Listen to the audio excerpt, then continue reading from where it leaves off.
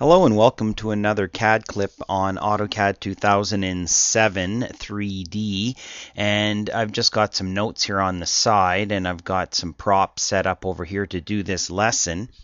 In this lesson we're going to jump around some general information that I've been kind of compiling as we're going, and we will be slowing it down and talking about some of these commands specifically in detail, but just a couple of tidbits that we can get a little bit ahead, look a little bit ahead, and kind of jump around a bit. So all I want to talk about here, a couple different topics. One is visual styles. I know we've talked about it, and we will continue to talk about it. And I have said I seriously have the jitters with my AutoCAD 2007. I love playing with that edge modifiers with the overhang and the jitter. We're going to take a look at that. Couple things about the orbit command and setting perspective and then exporting that visual style to a palette. So one thing I want to point out is, for instance, we've got our views palettes over here. When we change our views, okay, all we're doing is changing our viewpoint of the model. Okay, these are not visual styles. These are just views of the model, preset views, and then you can create your own views and save them and stuff inside of here and add cameras, etc. So we have that, and we combine our views with our visual styles. Right now I'm using 2D wireframe. I can look at this in a 3D wireframe. I can look at this in a 3D hidden view, and I can look at this in a realistic view, and I can look at this in a conceptual view. Now, depending on how I want to do this, what I've done is played around with my edging and jitters, etc., in my realistic visual style, as you can see in here. And I know I've read a little bit in some blogs and discussion groups that plotting has been difficult, and I don't know if it's fixed with the service pack or not, but I know that I'm having no problems plotting this in 2D and in 3D. So all I want to show you, what I've done here is I've hit my button here on my visual styles to go into management, and you see you've got your visual styles here, and I can go down to this one, and all I've done is gone in, and I encourage you to go in and try these out. We've got some edge modifiers, and simply you can toggle this on and on anytime you want. You can see it taking place in the background, and as you apply these, you can then say, if you do want an overhang, for instance, or if you want to have your jittering, and then you can set the detail level inside of here and start to play with some of these numbers and turn these things up and down and stuff like that. Okay, so have a look inside of your edge settings, try playing with your colors and stuff, and materials, etc., shadow. So what I've done is, and this is visual styles are drawing specific. Okay, so when you take this, you can always right click on here and you can say, apply to viewport, or you can actually just drag it into the viewport and it'll change. If you drag this into there, drag that into there. Okay, so if you want to have a look at it, just drag it in. And we'll talk about visual styles a little bit more.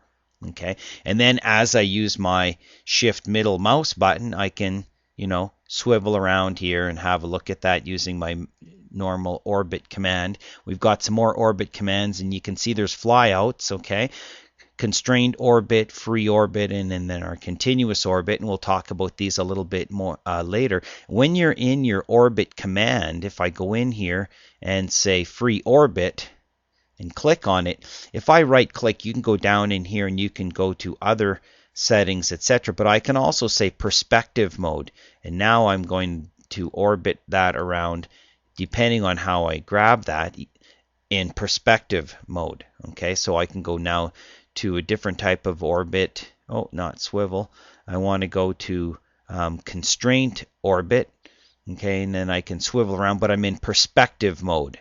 Okay, and you can stop and you can do this in a viewport, and you can plot this, and what you see is what you get. So you can get some pretty interesting things.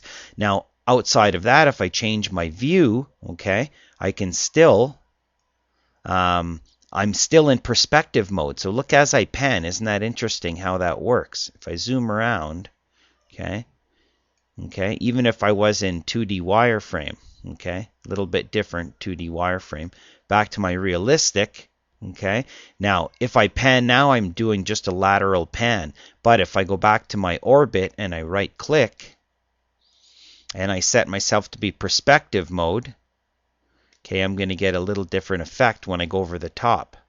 Okay, also if I go to top view here, okay, notice now when I middle mouse and I pan, the effect it has. Okay, because I'm in perspective mode. So you can see how you're combining visual styles with your orbit command and with your views all in one. Okay, we can also apply these visual styles to a 2D drawing. I have a drawing that comes with AutoCAD as a sample file. You can go dig it up in the samples folder under program files. Similarly, in this drawing, I can go into the visual styles of that particular drawing. And the thing is, in 2D wireframe, okay, if I go here to be 2D, you won't see that edge modifier or jittering, etc., and overhang. But if you go down here to, say, conceptual, you'll see that, and you can make new ones as well by right-clicking on in here. And now I can go in and I can turn on the jitters, okay, that I have, and then I can take that and drag it into my drawing. Oh, I already had one. I could use this one. Okay, drag that into my drawing. So even in a regular 2D floor plan, okay, you can add jittering and you can plot this out to make it look like a pencil drawing. And I just really like this. So overhang 6, medium, maybe I want this to be, low. Okay, and create angle. Maybe I'll drop the angle down, etc. Maybe I'm going to put a different gap inside of here. Okay, you can play with those and save those. Once you get that the way you want, okay, this one here, which is conceptual, I can right click and say export to active tool palette. So it'll actually place that on my tool palette. Okay, now that I have that, if I was to go to a different drawing, for instance, inside of here, guess what I can do? Now I can click on that palette and apply that to it. So to move visual styles from drawing to drawing, what you do is, what I've been doing, is right-clicking on it and exporting it to the palette, because otherwise visual styles are drawing specific. So then you can make your own visual styles palette by right-clicking here and saying, new palette, visual styles, give it a name, and then make that the active palette in your palette set, and then go in any drawing and create new visual styles and right click and export that to your tool palette. So there's some good information there. Okay, I'll just turn this off for now, and I'm going to pan over, turn off my palettes, go to 2D wireframe. So visual styles, jittering and edge overhang, you can add those two in. A little bit on orbit and perspective, exporting it to a palette. Now I want to talk about some different shapes and what we can do here. I'm just going to draw a line here, and this I don't have to have my ortho on. Draw another line, draw a circle here, draw another circle here, draw a rectangle over here, draw another rectangle over here. Okay, so I can go look at that in there. So what we can do here, just as some different shape types. Now these are all solids, I should say, before I do anything. These objects up inside of here, cone, sphere, pyramid, okay, your primitive solids. If I list this, LI, it'll tell me it's a 3D solid and it's a box.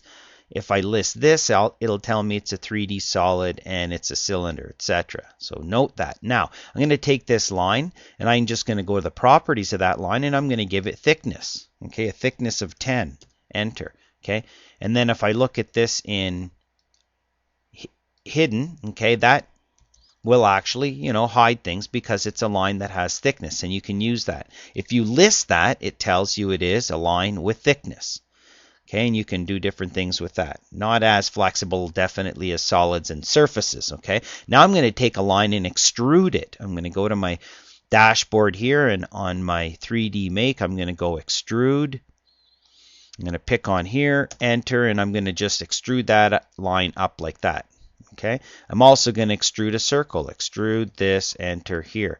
I'm also going to extrude this rectangle. Okay, now if I list this, tells me it is an extruded surface, okay, and gives you some information. If I list this, it tells me it's a 3D solid and it's an extrusion, as opposed to this is a 3D solid and a cylinder. Okay, and all I want to do is point out that they can look the same, but they're not exactly the same. If I list this, it's a 3D solid and it's an extrusion, as opposed to this, which is a box. Okay, but they are 3D solids. Okay, and with that, you'll notice you have some grips. Okay, you'll notice you'll have different grips with this one because this was created as a box, which means it has grips that do this.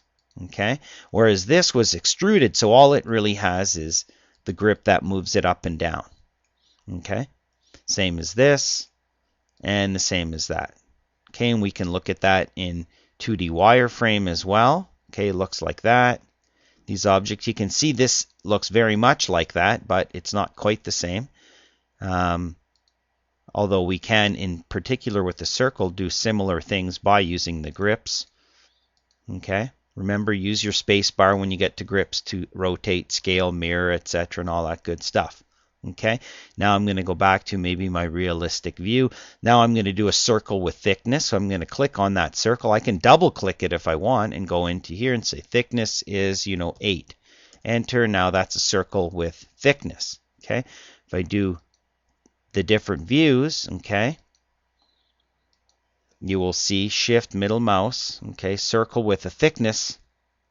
Okay, I think it used to put a top on it, but it doesn't put a top on it anymore. Go back to regular 3D view. Okay, circle with a thickness. Okay, I'm pretty sure circles with thicknesses used to put a surface on the top, and in this case, if you click on an object and do shift middle mouse, it'll swivel only that one object. Okay, now I'm going to give this double click on this polyline, or click once maybe, go to my properties and give that polyline or rectangle a thickness of 10. And that goes up. Okay, and you'll see that thickness with polylines and circles don't put a top on it. Extrusions do, of course, here, and then align with the thickness. And you could also do the same thing with an arc. Okay, so just getting used to looking at these and recognizing what they are and how they operate and the differences between the objects. Okay, this here is a polysolid, of course, which has the grips that work that way. We can go in and draw a new polysolid by going to, where's my polysolid command? And there it is right there, polysolid. We can say, okay, start, and we can set the width, but I think I've already got a decent width in there, so polysolid's probably one of the coolest. And remember, we have to hit an enter, not an escape on that. And then with that polysolid, we can take those grips. And using our ortho, you can do all kinds of neat stuff like that. Shift middle mouse button after we grab it. Okay, start to use some of our Boolean operations. Okay, one of the things I like is if you take an object now in 3D and you move that around, you can actually see it reappear and disappear as it kind of blends its way through the surfaces. And you can, do that in conceptual mode as well by taking these objects and moving them around. So AutoCAD 3D has come a long way with that. Okay, so there's a little bit on some different shapes. We also have a planar surface. I'm going to go back to my top view over here, and all I'm going to do is I'm going to draw a polyline and C for close. Okay, and now I'm going to go over to here and say planar surface, and now I'm going to say O for object, and then hit this, enter, and it makes that into a planar surface. Now if I go and look at that in a 3D view, I can take that planar surface and then I can extrude it by going in here, extrude this, boom. Okay, any shape you want from a polyline. Okay, now the difference is this, if I list this, okay, this is a 3D solid, and it's an extrusion. Okay, as opposed to, we can do it different ways. We can just extrude maybe a polyline by itself. Let's try that. C for close. Let's do an extrude, this, enter, and then list this. So one was a polyline 3D, so there doesn't seem to be too big of a difference. Okay, but you can do different things with surfaces. So a polyline extruded, polyline converted to a planar surface. Okay, we'll talk more about that, and then that being extruded. Okay, just some more information there. So drawing some different shapes, and remember, list them and have a look, and they note how they compare and how they view with the different visual styles. Okay, list the objects, compare and move them around, which we did. Boolean operations. Notice that what happens is if I click on here, I have all my grips. If I take this and grip it, move it to there, then I take it and I say, you know, move this over to here.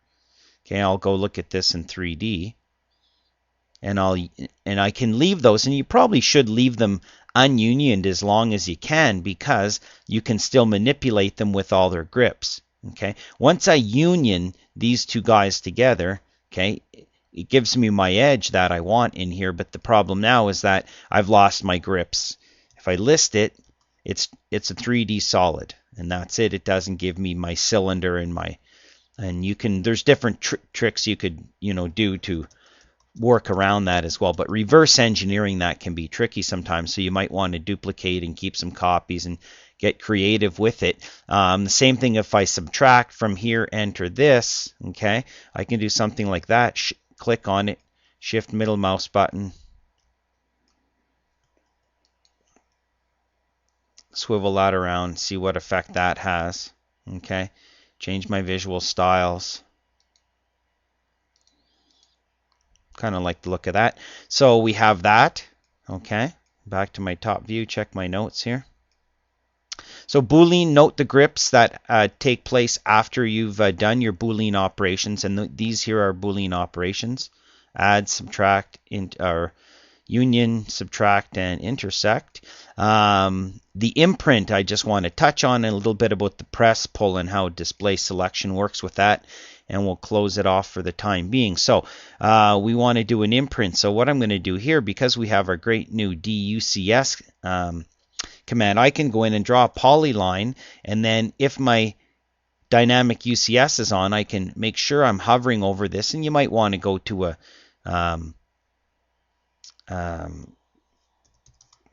a different visual display so you can see your edges, and I can maybe click on here and go over to here, and this could be an arc, it could be whatever I want. Escape.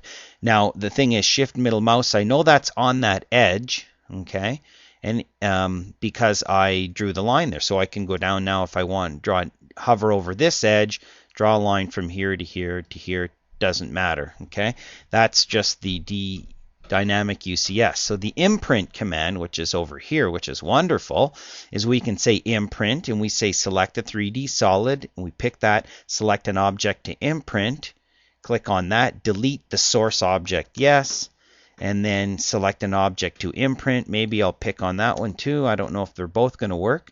Now if I go to my press pull, I can hover over that edge and pull those edges out, but I've set up a booby trap here, because right now, and this everyone will this might happen to you, is that you have a surface that you've created, and you're trying to press pull, but your selection is not turned on properly. So quickly, I see disk space, so I'm going to go into my options, or you can go into it, selection. I'm going to turn this on right here. Selection preview is the key here in this little lesson. And now when I go back to do my press pull, I can hover over that particular edge. Well,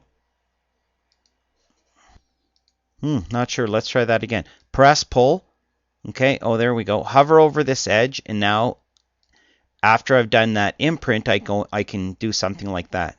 Okay, similarly, I'm going to go in and quickly now, I'm going to just draw a line from, and I'm going to hover over this edge, say from here to there. Okay, and now I can go in and do my imprint with this, select this object, and then select the object to imprint. Yes, I want to delete the original object, enter, and I'm done. Back to my press pull, hover over here, pull that out. So that's combining our imprint with our press pull, which we'll talk about a little later. So that just kind of caps up our kind of general information on a couple of interesting topics that'll help you in your AutoCAD 3D drawing.